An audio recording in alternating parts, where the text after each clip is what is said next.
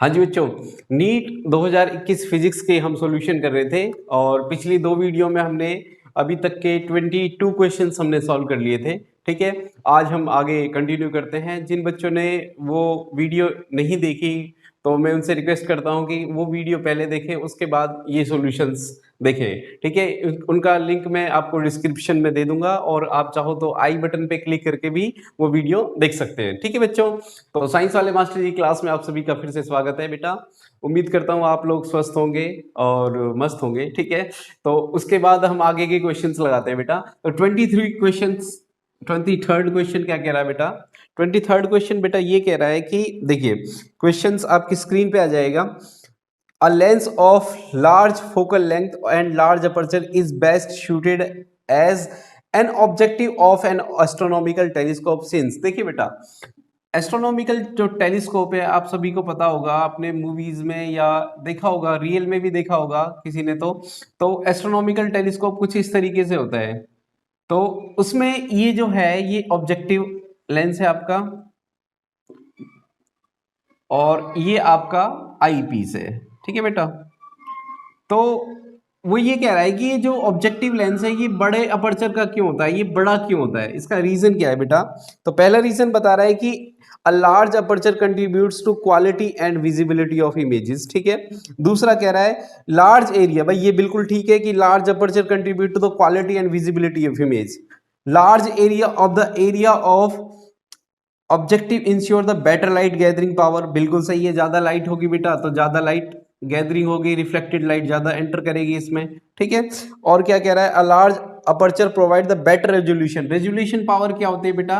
Resolution power एक telescope की कितनी होती है? ए अपॉन में 1.22 लैम्बडा। ये ए आपका अपर्चर का साइज है बेटा, 1.22 लैम्बडा है ये आपका। देखिए बेटा, रिजॉल्विंग पावर टेलीस्कोप की उतनी ही ज्यादा होगी जितना ज्यादा ए होगा। ठीक है, और एक और मैग्नीफाइंग पावर क्या होती है भाई? मैग्नीफाइंग पावर होती है इसकी एफ नॉट अपॉन में एफ ई। देखिए बेटा, फोकस, देखिए बेटा जितना बड़ा लेंस होगा ये उतना ही बड़ा इसका फोकस होगा, सीधी सी बात है। ज्यादा बड़ा फोकस होगा तो क्या करेगा? ज्यादा मैग्नीफाइंग पावर होगी। तो तीसरा ऑप्शन क्या है? A large aperture provide better resolution. और फोर्थ है आपका ऑल ऑफ दी अबव। तो सारे ऑप्शन बिल्कुल ठीक हैं, सारे कंट्रीब्यूट करते हैं अपनी जगह पे। तो इसका आंसर हो जाएगा बेटा ऑल ऑफ दी अबव, यानी फोर्थ क्वेश्चन हो जाएगा, फोर्थ ऑप्शन हो जाएगा इसका। ठीक है, अगला क्वेश्चन करते हैं बेटा। 24th क्वेश्चन क्या कह रहा है? 24 क्वेश्चन कह रहा है कि two charges spherical conductors of radius r1 r2 connected by a wire. देखिए बेटा, दो स्फेरिकल कंडक्टर हैं आपके, एक की रेडियस कितनी है बेटा? r1 है, एक की रेडियस कितनी है? r2। ठीक है, इनको किसी वायर से कनेक्ट किया है। Then the ratio of the surface charge density. देखिए बेटा, जब इनको वायर से कनेक्ट करा है तो इन पे कुछ चार्ज अपीयर होगा भाई, एक वायर से कनेक्ट किया है। ठीक है, अब मान लो इसकी सरफेस चार्ज डेंसिटी बेटा कितनी है? सिग्मा 1। मान लो इस पे चार्ज कितना एकुमुलेट हो जाता है? Q1। इस पे चार्ज कितना हो जाएगा? Q2। इसकी सरफेस चार्ज डेंसिटी कितना बेटा? सिग्मा 2 है। आपको सिग्मा 1 और सिग्मा 2 का ही रेशियो निकालना है भाई। ठीक है, तो सरफेस चार्ज डेंसिटी का रेशियो ही पूछ रहा है बेटा। अच्छा बेटा देखिए, जब इनको एक वायर से कनेक्ट करोगे आप, इन दोनों में एक चीज कॉमन हो जाएगी। क्या? हाँ बच्चों, वो है हमारा पोटेंशियल। कितना? दोनों का पोटेंशियल सेम हो जाएगा, V1 V2। भाई एक ही वायर से कनेक्ट है, दोनों का पोटेंशियल सेम ही होगा। अच्छा, वो पोटेंशियल का फॉर्मूला क्या होता है बेटा? Q upon 4 pi epsilon nought R1। ठीक है, पहले के लिए इतना हो जाएगा, दूसरे के लिए कितना हो जाएगा? Q2 अपॉन में 4 पाई एप्सिलॉन नॉट R2। अच्छा, सिग्मा क्या होता है बेटा? सिग्मा होता है अपना चार्ज अपॉन में एरिया। ठीक है, तो यहां से क्यू की वैल्यू क्या हो जाएगी आपकी? क्यू हो जाएगा सिग्मा इंटू एरिया। ठीक है, तो सिग्मा 1 के लिए क्या हो जाएगा बेटा? ये सिग्मा क्यू इंटू, हाँ सिग्मा 1 इंटू एरिया। पहले का एरिया कितना होगा बेटा? 4 पाई R1 स्क्वेयर। और दूसरे का सिमिलरली कितना हो जाएगा बेटा? सिग्मा इंटू 4 पाई R2 स्क्वेयर। ठीक है, ये वैल्यूज रख दीजिए इसमें। तो क्या आ जाएगा? सिग्मा 1 इंटू 4 पाई R1 स्क्वेयर और 4 pi epsilon nought R1 equal to कितना आ जाएगा? Q2 की वैल्यू रखो बेटा। Q2 की वैल्यू क्या आएगी आपकी? सिग्मा 2 इंटू 4 पाई R2 का स्क्वेयर अपॉन में कितना आएगा? 4 पाई E0 R2 का स्क्वेयर। ठीक है, स्क्वेयर यहाँ स्क्वेयर नहीं है। ठीक है, हाँ, तो 4 पाई से बेटा 4 पाई कट जाएगा, R1 से स्क्वायर कट गया, 4 पाई से अगेन 4 पाई, R2 से ये स्क्वायर कट गया, तो क्या आ गया sigma 1 into R1 equal to आ जाएगा सिग्मा इंटू R2। ठीक है, सिग्मा 1 और सिग्मा 2 का रेशियो पूछ रहा है तो क्या आ जाएगा, ये नीचे चला जाएगा, R2 बाय R1 आ जाएगा। कौन सा ऑप्शन ठीक है बेटा इसमें, R2 bye R1, option number 2 ठीक है आपका। ओके, नेक्स्ट क्वेश्चन बेटा, अगला क्वेश्चन क्या कह रहा है बेटा, 20 कौन सा क्वेश्चन कर रहे हैं हम, हाँ 24 हो गया, 25 करते हैं बेटा।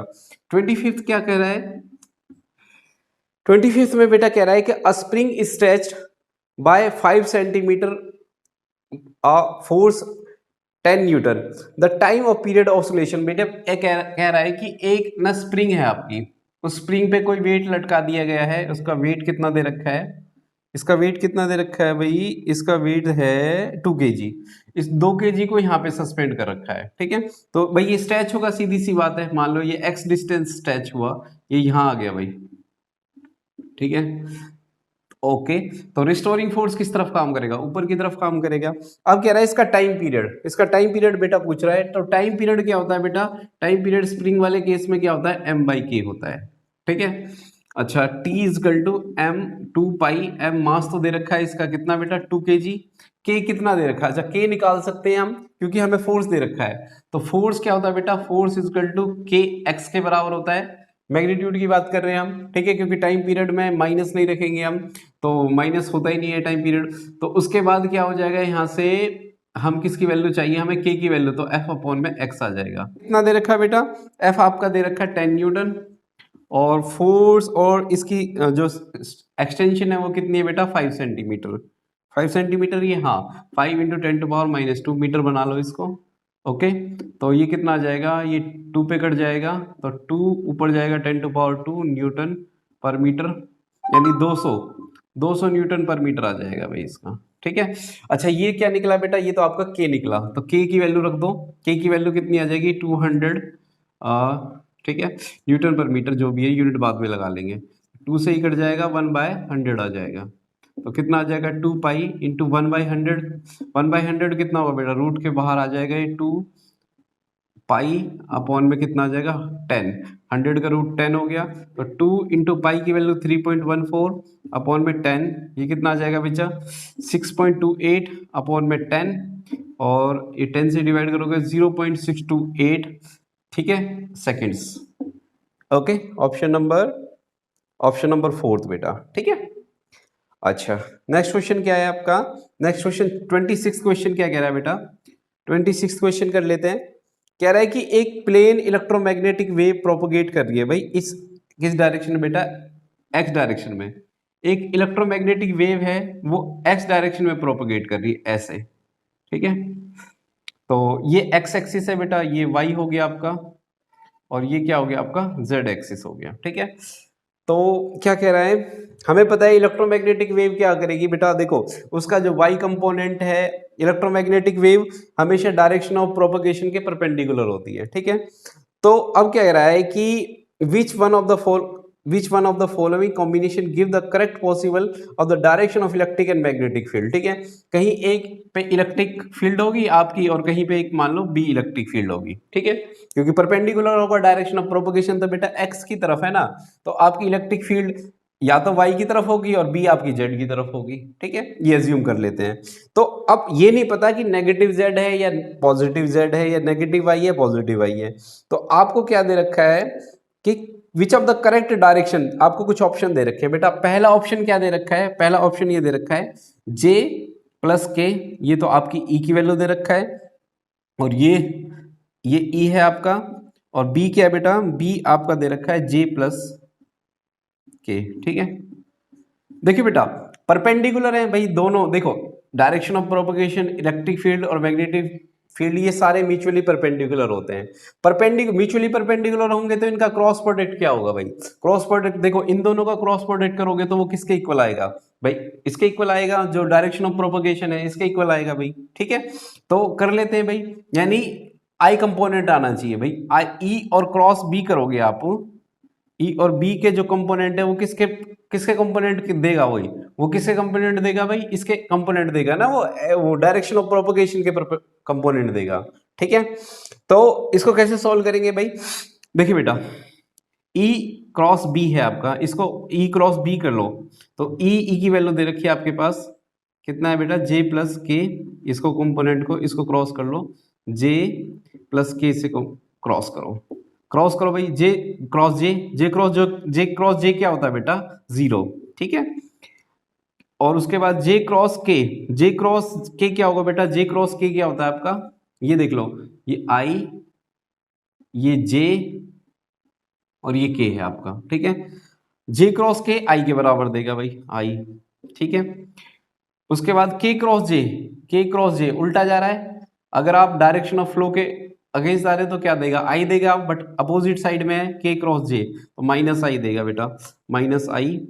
और उसके बाद के क्रॉस के तो जीरो ही होगा, तो आई क्रॉस आई क्या आ जाएगा, 0। इसका मतलब क्या है भाई, इसका मतलब है कि वेव कहीं नहीं जा रही, कोई कंपोनेंट ही नहीं आ रहा।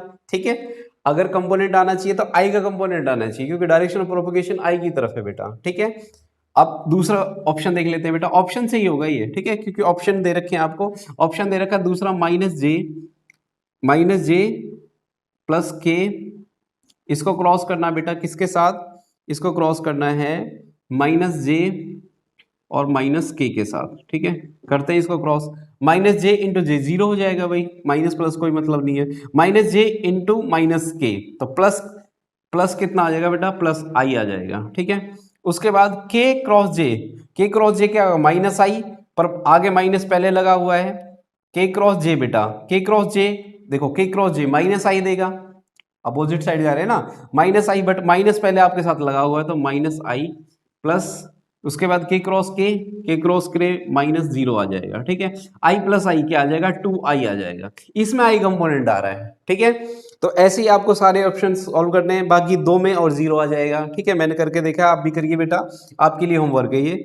तो देखिए इसमें आई ऑप्शन आ गया भाई, आई आ गया, बाकी ऊपर वाले में कितना था बेटा, ऊपर वाले में कितना आ रहा था आपका, 0 आ रहा था। ठीक है, ये 0 आ रहा था आपका।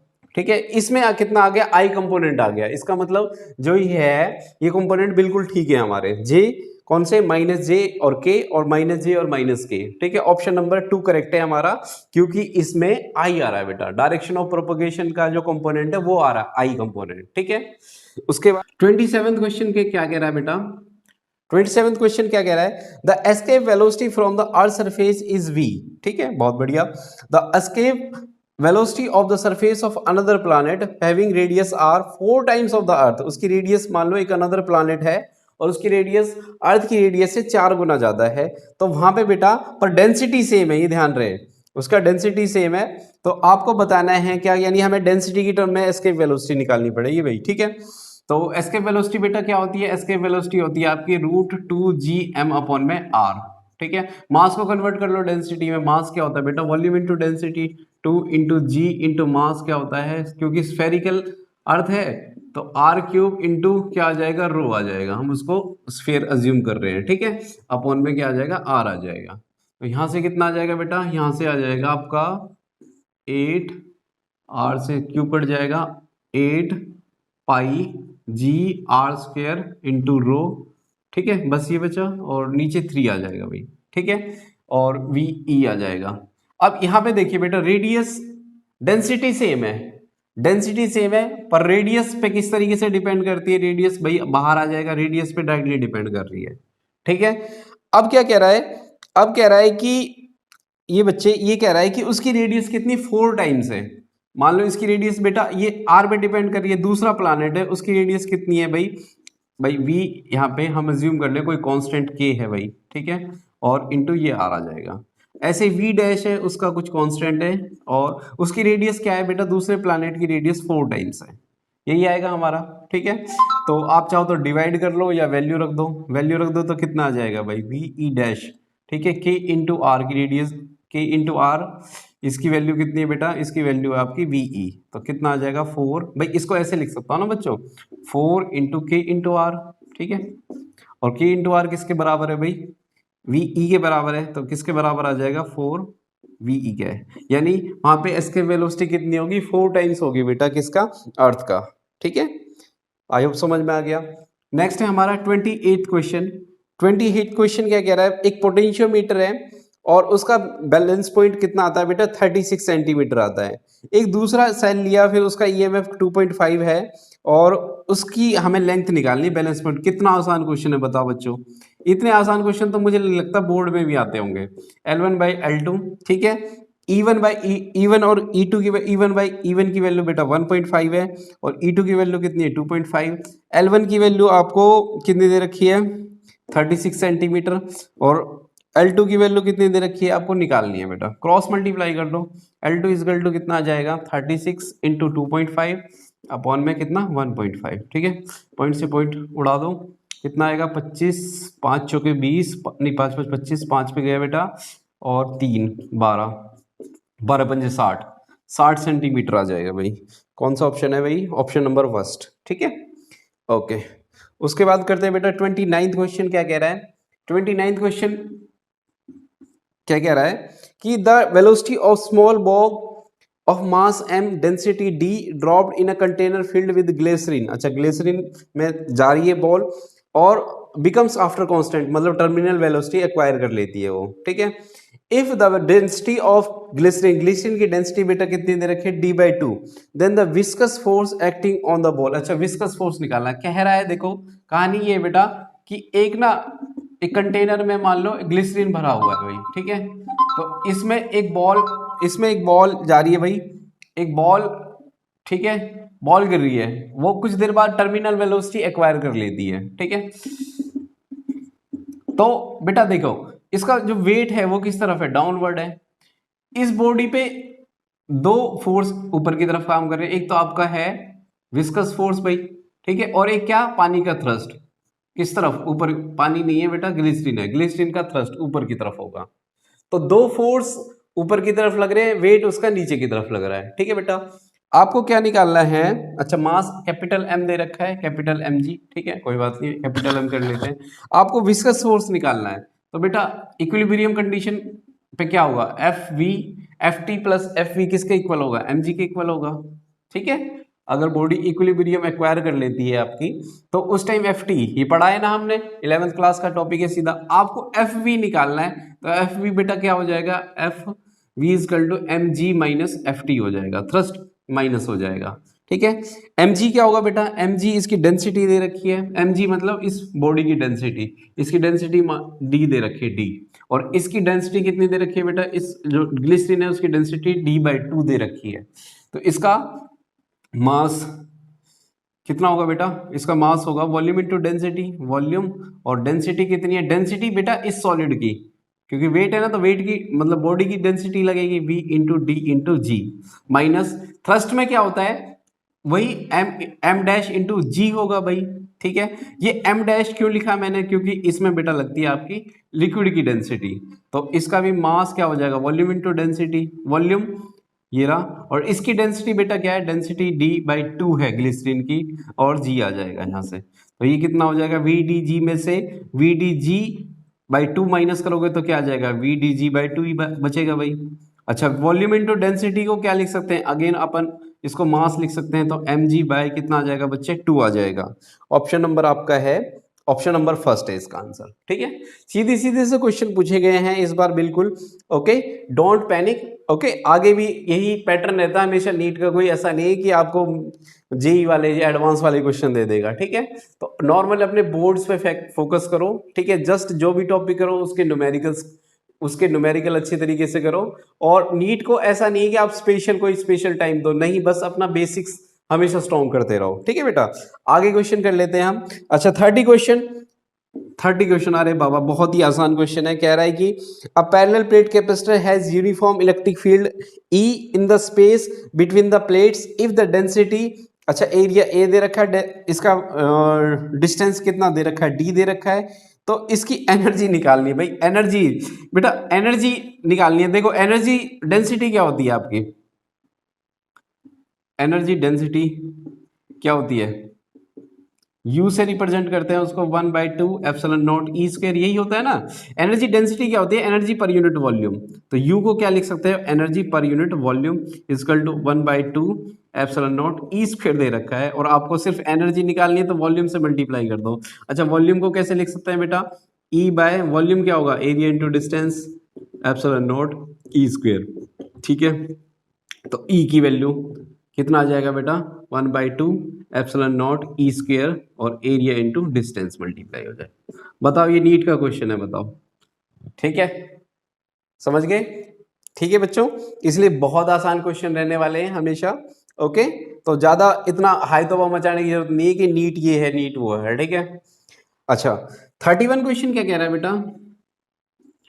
31 क्वेश्चन में कह रहा है कि the electron concentration in N N type semiconductor in the same. बस देखो, वो कह रहा है कि जो मान लो एक आपका, ठीक है, N electron concentration in N type semiconductor is the same as the electron of the concentration of the p type, the external field apply each of them, compare the current. देखो भाई, एक एन टाइप क्रिस्टल है, N type मतलब जिसमें electrons ज्यादा है भाई। ठीक है, कुछ एक आध होल्स हैं आपके, ये एन टाइप है। एक पी टाइप कह रहा है बेटा, पी टाइप में क्या होंगे? होल्स ज्यादा है। ठीक है, और कुछ एक आध इलेक्ट्रॉन्स है आपके। ठीक है, अब वो कह रहा है कि दोनों में इलेक्ट्रिक फील्ड अप्लाई करी, बहुत बढ़िया। Compare the current in between them. भाई इसके अंदर मान लो जो करंट है बेटा, उस करंट को हम मान लेते हैं आई ई, और इसके अंदर जो करंट है वो आई एच होल से जो करंट बना है भाई, उसको हम आई एच मान लेते हैं। ठीक है, आपको कंपेयर करना है कि करंट ज्यादा होगा कि कम होगा। ठीक है, तो कैसे होगा भाई? देखिए बेटा, सबसे पहले देखो, आपको नंबर डेंसिटी बिल्कुल इक्वल दे रखी है, इक्वल नंबर है भाई, होल्स जितने हैं उतने ही इलेक्ट्रॉन्स है। ठीक है, क्या करंट से भाई लगेगा ऐसा कि हाँ भाई करंट डेंसिटी मतलब नंबर डेंसिटी ऑफ होल्स और इलेक्ट्रॉन सेम है, तो इसका मतलब करंट भी सेम होना चाहिए। पर एक फैक्टर और काम करता है बेटा, क्या है? वो है हमारी मोबिलिटी। मोबिलिटी क्या होती है बेटा? मोबिलिटी जो म्यू है उसका फॉर्मूला होता है drift velocity upon per unit electric field. ठीक है, अच्छा ड्रिफ्ट वेलोसिटी का फॉर्मूला क्या है बेटा? ई टॉप बाय एम अपॉन में ई। ई से ई कैंसिल हो जाएगा, तो म्यू की वैल्यू क्या आ जाएगी? ई टॉप अपॉन में एम आ जाएगा। यानी जो मोबिलिटी है बेटा वो मास पे इनवर्सली डिपेंड करती है। ठीक है, अब इलेक्ट्रॉन का मास है बेटा, इलेक्ट्रॉन बहुत लाइट पार्टिकल है। ठीक है, ऑलमोस्ट बहुत ज्यादा, बहुत स्मॉल पार्टिकल होता है इसका होल के कंपैरिजन में। ठीक है, तो इसका मतलब क्या होगा? देखो, मास जिसका ज्यादा होगा, मास किसका ज्यादा है बेटा? होल्स का मास ज्यादा, इलेक्ट्रॉन इलेक्ट्रॉन तो बहुत छोटा पार्टिकल है। इसका मतलब क्या होगा? मोबिलिटी उसकी ज्यादा होगी। ठीक है, तो मोबिलिटी ज्यादा होगी तो इसका मतलब इलेक्ट्रॉन की मोबिलिटी ज्यादा होगी किसके? होल के कंपैरिजन में। ठीक है, और मोबिलिटी ज्यादा होगी तो ज्यादा तेजी से करंट फ्लो करेगा। समझ में आ रहा है नहीं? ठीक है बेटा, तो करंट ज्यादा तेजी से फ्लो करेगा। आई इजकल टू क्या होता है बेटा? आई इजकल टू क्या होता है हमारा? A N E V D होता है ना, और वी डी की वैल्यू आप डाल सकते हो ना। वी डी की वैल्यू क्या होगा? म्यू इंटू ई, तो A N E mu into ई। जिसकी मोबिलिटी ज्यादा बेटा उसका करंट भी ज्यादा। समझ में आ रहा है भाई? जो ज्यादा मोबाइल करेगा, मोबिलिटी का मतलब कोई अलग चीज नहीं है, मोबिलिटी का मतलब है इलेक्ट्रिक फील्ड अप्लाई करने पे किसका मोशन ज्यादा रहेगा, होल्स का कि इलेक्ट्रॉन्स का। जाहिर सी बात है, जो छोटा पार्टिकल होगा ज्यादा तेज भागेगा। समझ में आ रहा है नहीं? ठीक है, तो इलेक्ट्रॉन्स की मोबिलिटी ज्यादा होगी तो इलेक्ट्रॉन्स का करंट भी ज्यादा होगा। समझ गए? तो ऑप्शन नंबर आपका 30 हो जाता है भाई। ठीक है, तो आई ई ज्यादा होगा भाई किससे? आई एच से। ऑप्शन नंबर 30 है बेटा। 32 क्वेश्चन करते हैं। 32 क्वेश्चन कह रहा है consider the statement type question है बेटा। कह रहा है पहली स्टेटमेंट तो ये कह रही है कि Zener diode is connected reverse bias. हाँ बिल्कुल, Zener diode reverse bias connect होता है जब उसको वोल्टेज रेगुलेटर की तरह करते हैं। ऑप्शन नंबर ए तो बिल्कुल ठीक है, स्टेटमेंट ठीक है बिल्कुल। बी क्या कह रहा है? The potential barrier of PN junction lie between the 0.1 to 0.3। 0.1 से 0.3 कह रहा है दे आर, नहीं, सिलिकॉन जर्मेनियम, जर्मेनियम सिलिकॉन के लिए होता है 0.7 इलेक्ट्रोवोल्ट और जर्मेनियम के लिए होता है 0.3 इलेक्ट्रोवोल्ट। तो देखिए बेटा, गलत है। ऑप्शन में क्या दे रखा आपको? 0.1 से 0.3, ये तो 0.7 तक जा रहा है। ठीक है, तो ऑप्शन हो गया आपका थर्ड करेक्ट, क्योंकि उसमें ए इज करेक्ट और बी इज इनकरेक्ट बता रहा है। ठीक है, तो ऑप्शन नंबर थर्ड ठीक हो गया। ठीक है, अगला क्वेश्चन क्या कह रहा है? 33rd क्वेश्चन है बेटा। 33rd क्वेश्चन में क्या कह रहा है? 33rd क्वेश्चन कह रहा है कि polar molecule are the molecules having zero dipole moment acquire dipole moment only in the presence of electric field, acquire dipole moment only when the electric field is absent, having permanent electric dipole moment। हाँ बिल्कुल, electric dipole, देखो बेटा जो dipole होते हैं आपके वो क्या होते हैं, जो पोलर मॉलिक्यूल्स होते हैं, जैसे पोलर मॉलिक्यूल हो गया आपका HCl, ठीक है, HCl है, वो इलेक्ट्रोनेगेटिविटी की डिफरेंस की वजह से होता है। देखो क्लोरीन की इलेक्ट्रोनेगेटिविटी हाइड्रोजन से ज्यादा है, तो ऑफ कोर्स उनके अंदर एक हमेशा एक डाइपोल मोमेंट बना रहेगा भाई, परमानेंट रहेगा ये, ओके क्योंकि क्लोरीन की इलेक्ट्रोनेगेटिविटी हाइड्रोजन के कंपैरिजन में बहुत ज्यादा है, तो इसका मतलब इनके बीच में एक परमानेंट इलेक्ट्रिक डाइपोल मोमेंट रहेगा भाई। ये कौन सा है, ऑप्शन नंबर 4 ठीक हो जाएगा आपका, स्टेटमेंट है बिल्कुल सीधा, और क्वेश्चन नहीं है, ठीक है। थर्ड क्वेश्चन, 34th क्वेश्चन क्या कह रहा है बेटा, 34th क्वेश्चन कर लेते हैं। कह रहा है कि ई एंड जी, भाई ई इलेक्ट्रिक फील्ड को डिनोट कर रहा है, इलेक्ट्रिक फील्ड नहीं, इलेक्ट्रिक एनर्जी को डिनोट कर रहा है भाई, और जी ग्रेविटेशनल कांस्टेंट है, इनका रेशियो पूछ रहा है, तो ई और जी का रेशियो पूछ रहा है। अच्छा ई क्या होता है बेटा, ई का डायमेंशन फॉर्मूला हो जाएगा ml² t-2 force into displacement होता है। जी का निकाल लो, अगर जी का याद नहीं है तो F equal to G m1 m2 upon में r², तो जी की वैल्यू क्या हो जाएगी बेटा, जी की वैल्यू हो जाएगी F r² अपॉन में m1 m2। F का क्या होता है ml t-2, r² क्या होगा L² अपॉन में मास का स्क्वायर, दो मास है ना भी नीचे, एक m और एक m, एक m काट दो तो m-1 क्या आ जाएगा, m-1 बेटा L³ हो जाएगा और t-2, तो क्या हो जाएगा, g का फॉर्मूला क्या है, E/G की रेशियो पूछ रहा है, तो m-1 L³ t-2, तो क्या बचेगा बच्चों, m² हो जाएगा ये ऊपर जाके, L ये L जाता है तो L-3 हो जाएगा, तो -1 आएगा बच्चे, और t² तो ये कट जाएगा, तो m² L-1, m² L-1, और ऑप्शन है t0 भी लगा दो भाई, t0, ठीक है, t तो है ही नहीं इसमें, तो ऑप्शन नंबर कौन सा हो जाएगा बेटा 1, ऑप्शन नंबर फर्स्ट ही करेक्ट है, ठीक है। 35 question, last question of today, ठीक है। क्वेश्चन क्या है बेटा, water falls from the height at 60 centimetre. देखो 60 मीटर, एक मान लो एक डैम है बेटा, और उससे जो डैम है उससे जो पानी गिर रहा है बेटा, वो पानी गिर रहा है 60 मीटर नीचे तक, ठीक है, 60 मीटर, इसकी हाइट कितनी है बेटा 60 मीटर, यहाँ से नीचे यहाँ तक 60 मीटर गिर रहा है, ठीक है। आगे कह रहा है रेट कितना, 15 kg टू ऑपरेट। अच्छा जो टरबाइन चल रहा है बेटा यहाँ पे, उसको कितना चाहिए, 15 kg पर सेकेंड, इतना पानी चाहिए उसको रोटेट करने के लिए। The loss due to the frictional force, अब देखो फ्रिक्शनल फोर्स भी होगा, तो 10% ऑफ द इनपुट एनर्जी, ठीक है, तो 10% उसकी एनर्जी फ्रिक्शन की वजह से क्या हो जाती है, खराब हो जाती है। How much power is generate, कितना पावर जनरेट करेगा, ठीक है, कर लेते हैं भाई। देखो बेटा पहले तो इसकी पावर निकाल रहे हैं ना, देखो एनर्जी क्या होगी, पोटेंशियल एनर्जी क्या होगी, mgh होगी, ठीक है, तो mgh पर पावर दे रखी है उसने। देखो आपको ना जो मास है बेटा वो दे रखा है 15 kg पर सेकेंड, यानी 15 kg रेट दे रखा है, तो रेट बना लो इसको कैसे, पावर क्या होती है बेटा, एनर्जी अपॉन में टाइम, ठीक है, तो एनर्जी क्या हो जाएगी mgh अपॉन में टाइम। ये मैंने क्यों किया है बेटा, क्योंकि मास पर यूनिट टाइम दे रखा है आपको, समझ गए, इसलिए मैंने पावर निकाल रखा है, ठीक है। और वैसे भी हमें पावर ही निकालनी है कि पावर हाउ मच पावर, तो पावर का फॉर्मूला लगा दिया। m/t आपको दे रखा है बेटा 15, g की वैल्यू बोल रहा है 10 लेने को, और h कितना बेटा 60, तो कितना आ जाएगा 15×6 = 9000 वाट आ गया, ठीक है।